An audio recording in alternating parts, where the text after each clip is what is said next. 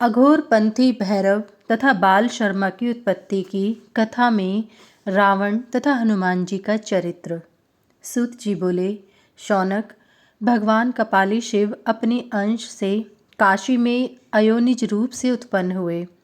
वे कपाल मोचन कुंड से पृथ्वी पर आकर यति रूप वेदनिधि भैरव नाम से प्रख्यात हुए और उन्होंने दुष्कर अघोर मार्ग का अपने शिष्यों में प्रवर्तन किया। फिर वे शंकराचार्य के पास आकर उनके शिष्य हो गए।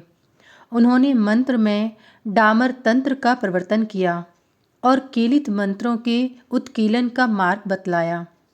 बृहस्पति जी ने कहा, देवेंद्र, मैं दानव की पुत्री मंदोदरी त्रिपुर के अधिपति माई की बहन थी। त्रिपुर के नष्ट होने पर वह देवी मंदोदरी सनातन महाविष्णु को गुप्त भाव से निरंतर संतुष्ट करती रहती थी। भगवान विष्णु में भक्ति भावना करने से मंदोदरी को उत्तम योग प्राप्त हुआ और वह भयंकर विंध्याद्रि की गुफा में विलीन हो गई। उनकी समाधि में चारों युग 200 बार बीत गए।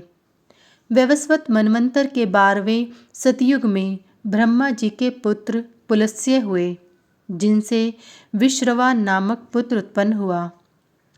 100 वर्ष तक विश्रवा मुनि ने तपस्या कर सुमाली दैत्य की पुत्री कैकसी के साथ विवाह किया और उससे रावण और कुंभकर्ण 2 राक्षस पुत्र उत्पन्न हुए। रावण मातृ भक्त था और भाई कुंभकर्ण पितृभक्त। वर की कामना से उन दोनों ने 1000 वर्षों तक घोर तपस्या की। भगवान परमेष्टि पितामह ने प्रसन्न होकर उन दोनों को देव और दानवों से अजय होने का वर दिया। उन दोनों ने वर प्राप्त कर क्रुद्ध हो श्रेष्ठ पुष्पक यान को ग्रहण कर देवताओं से युद्ध किया।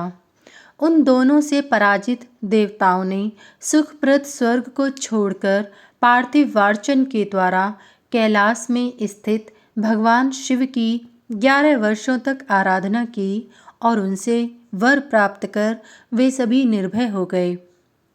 इधर गौतम ऋषि के शरीर से उत्पन्न केसरी की पत्नी अंजना के गर्भ से हनुमान जी के रूप में भगवान शंकर ने भी अपने अंश से अवतार लिया और आकाश में उगते हुए लाल सूर्य को देख फल समझकर निकल लिया। अंधकार देख इंद्र ने उनकी ठुड्डी हनु पर अपने वज्र से प्रहार किया। इसी बीच रावण भी उनकी पूंछ पकड़कर लटक गया। फिर भी उन्होंने सूर्य को नहीं छोड़ा। रावण से 1 वर्ष तक मुष्टि युद्ध होता रहा। अंत में थका हुआ रावण रुद्र रूपी हनुमान से भयभीत हो इधर उधर भागा। इसी समय ऋषि विश्रवा वहां आए और वेद में श्रोत्रों से परावाणी द्वारा हनुमान को प्रसन्न किया। प्रसन्न हो रुद्र रूपी हनुमान ने संसार को रुलाने वाले रावण को छोड़ दिया। फिर बलवान केशरी पुत्र पंपापुर के तट पर निवास करने लगे और अचल रूप से स्थित होने के कारण स्थाणु नाम से प्रसिद्ध हुए। संसार को रुलाने वाले तथा देवताओं को मारने वाले रावण को मुष्टिका से हनन करने के कारण इनका नाम हनुमान पड़ गया।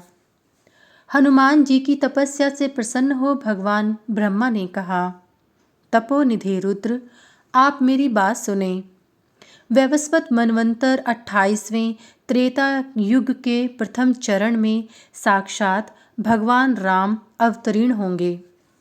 उनकी भक्ति प्राप्त कर आप कृतकृत्य हो जाएंगे।